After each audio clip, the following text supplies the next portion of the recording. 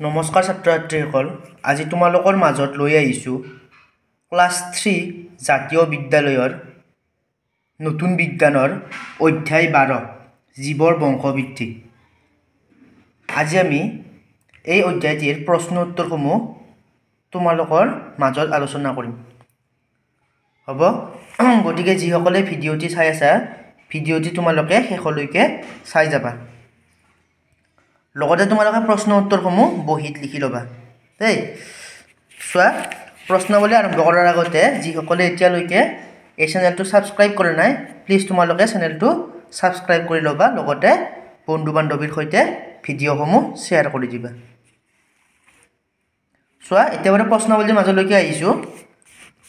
ইয়াত দিয়া আছে প্ৰশ্নাৱলী। 1 নম্বৰৰ ক কি আছে? জীৱই কি অৱস্থা পোৱাৰ পাছত জন্ম দিব পাৰে? কি হ'ব এনসাৰ? জীৱই পৰিণত অৱস্থা পোৱাৰ পিছত জন্ম দিব পাৰে। জীৱই পৰিণত অৱস্থা পোৱাৰ পিছত জন্ম দিব পাৰে। খ নম্বৰ আছে উদ্ভিদে কেনেদৰে জন্ম দিয়ে? উদ্ভিদে কেনেদৰে জন্ম দিয়ে? চোৱা, ফুল ফুলা উদ্ভিদত ফুলৰ পৰাই নতুন গছৰ জন্ম হয়। আনহাতে ফুল নুফুলা উদ্ভিদৰ পাতত বা আন অংশত সৰু সৰু ৰেণু হয়। ৰেণুবোৰ মাটিত পৰিলে তাৰ পৰা নতুন গছ গজে। হ'ব, এইটো হৈছে খ নম্বৰৰ উত্তৰ। ইয়াৰ পিছত আছে গ নম্বৰ। চোৱা, ফুলৰ পৰা কি হয়? গ নম্বৰ, ফুলৰ পৰা কি হয়? সকলোৱে জানা এইটো, ফুলৰ পৰা কি হয়? আচলতে ফল হয়, হয়নে?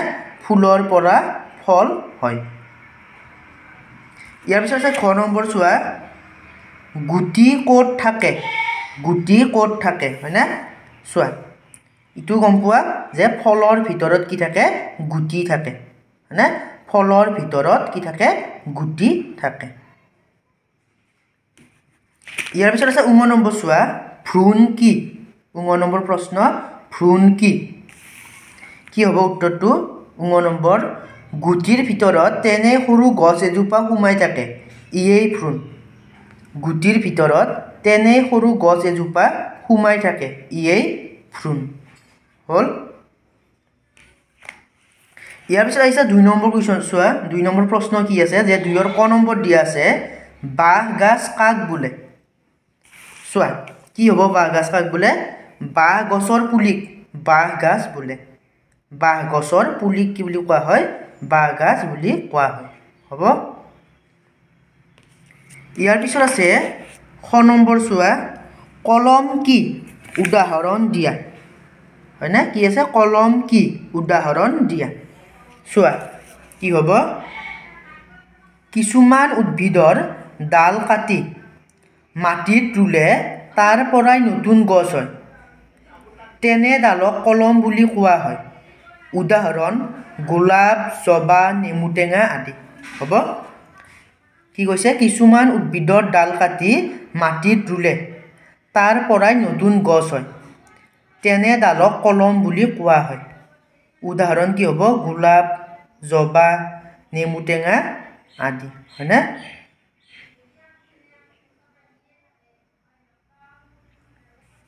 ইয়াৰ পিছত কি আছে? চোৱা, 3 নম্বৰৰ প্ৰশ্ন, কোনবোৰ প্ৰাণী ফুলৰ ওপৰত পৰেহি? 3 নম্বৰৰ ক। চোৱা, কি হ'ব? জানোৱে আমি, পখিলা, মৌ-মাখি, ভোমোৰা, পোক পৰুৱা আদি প্ৰাণী ফুলৰ ওপৰত পৰেহি। হয়নে? পখিলা, মৌ-মাখি, ভোমোৰা আদি বা পোক পৰুৱা আদি প্ৰাণী কি কৰে? ফুলৰ ওপৰত পৰে। হ'ব। ইয়াৰ পিছত আছে খ নম্বৰ। চোৱা, মৌ-মাখিয়ে ফুলৰ পৰা কি পায়? জানাই সকলোৱে, মৌ-মাখিয়ে ফুলৰ পৰা কি পায়? মৌৰস পায়। মৌ-মাখিয়ে ফুলৰ পৰা মৌৰস পায়। ইয়াৰ পিছত আছে গ নম্বৰ। চোৱা, ফুল বুলি কয়। তাকো 4 নম্বৰৰ ক কি আছে?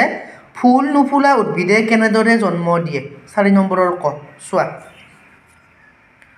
ফুল নুফুলা উদ্ভিদৰ পাতত বা আন অংশত সৰু সৰু ৰেণু হয়।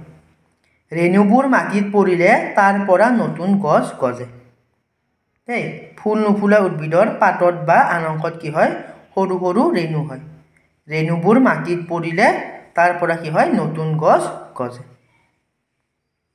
হল ইয়াৰ পিছত আছে খ নম্বৰ চোৱা ফুলৰ বাহিৰে আন কোনবোৰ অংশৰ পৰা নতুন উদ্ভিদ গজে চোৱা কি হ'ব 4 নম্বৰৰ খ ফুলৰ বাহিৰে উদ্ভিদৰ ডাল কাণ্ড শিপা পাত ইত্যাদি অংশৰ পৰা নতুন উদ্ভিদ গজে এই ফুলৰ বাহিৰে উদ্ভিদৰ ডাল কাণ্ড শিপা পাত ইত্যাদি অংশৰ পৰা নতুন উদ্ভিদ গজে হৈ গ'ল ইয়াৰ পিছত আছে লাষ্ট তোমালোকৰ কুৱেশ্যন চোৱা শুদ্ধ উত্তৰটোত ৰাইট চিন দিবা হয়নে চোৱা মই ইয়াৰ এনসাৰটো দি দিছোঁ ক নম্বৰটো কি আছিল তোমালোকৰ ভ্ৰূণ বীজৰ ভিতৰত সোমাই থাকে নাথাকে কি হ'ব এইটো থাকে খ নম্বৰ আছে ফুল ফুলা উদ্ভিদে জন্ম দিওঁতে প্ৰাণীৰ সহায় লয় নলয় কি হ'ব লয় গ নম্বৰ আছে সকলো প্ৰাণীয়ে কণী পাৰি পোৱালি দিয়ে নিদিয়ে